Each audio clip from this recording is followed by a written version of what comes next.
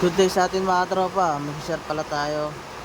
Paano ba malaman kung goods or sira na yung pan motor na DC? Pan motor DC na siya. So pwede kayong gumamit ng digital mga tropa. Pwede rin gumamit ng analog. Sa digital mga tropa, para lang tayo nag-check ng ano dito na compressor na inverter. Kailangan para parehas yung pinaka-rating niya. Sa analog naman, ganoon din. Kung anong palo ng isa dyan, kailangan same din na sila.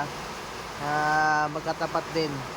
Tapos, pag gumamit kayo ng analog, depende sa setting nyo. Ako, nag-set ako dito ng times 10. Mapapansin nyo, dapat iikot to. Yan, iikot to. Pero kung di iikot yan, possible na may problema or pwede tayo mag-check kung grounded yung ating pan motor. So, testingin muna natin sa analog kasi kadalasan yung mga ibang technician, no, analog yung nadadala nila. So, testingin natin dito sa analog. Naka-times 10 ako. Pansinin nyo itong pinakadulo na to. Ano, pansinin nyo yan.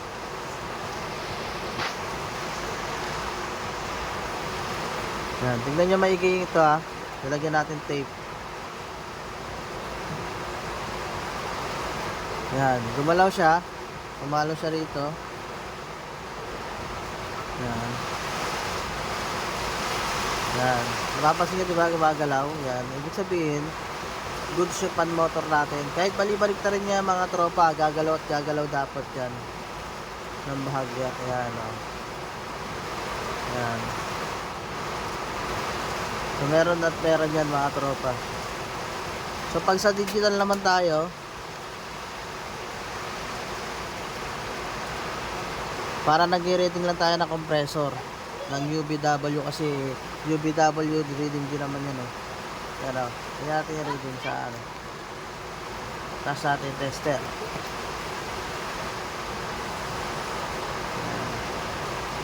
So dito tayo sa digital.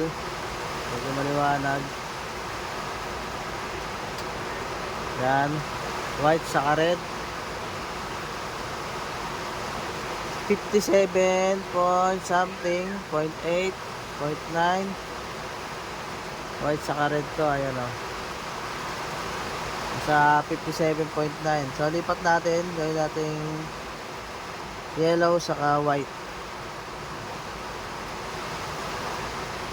57.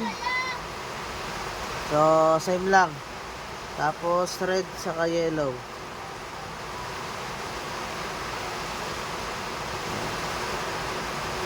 So, halos pare-parehas ang to po, no? Pare-parehas sila. Ibig sabihin nito, goods yung ating ano, goods yung ating pan motor DC. So, lahat ng DC pan motor mga tropa ha. Yan. Lalo na pag tatlong wire, ganun yung gagawin nyo. Pwede nyo mapagana ng bahagya paggamit ng analog. So, yun lang. Sana nakatulong. Yun, sana nakatulong mga tropa. Pa-share na lang and like and follow sa ating YouTube channel saka sa Facebook. Thank you and God bless.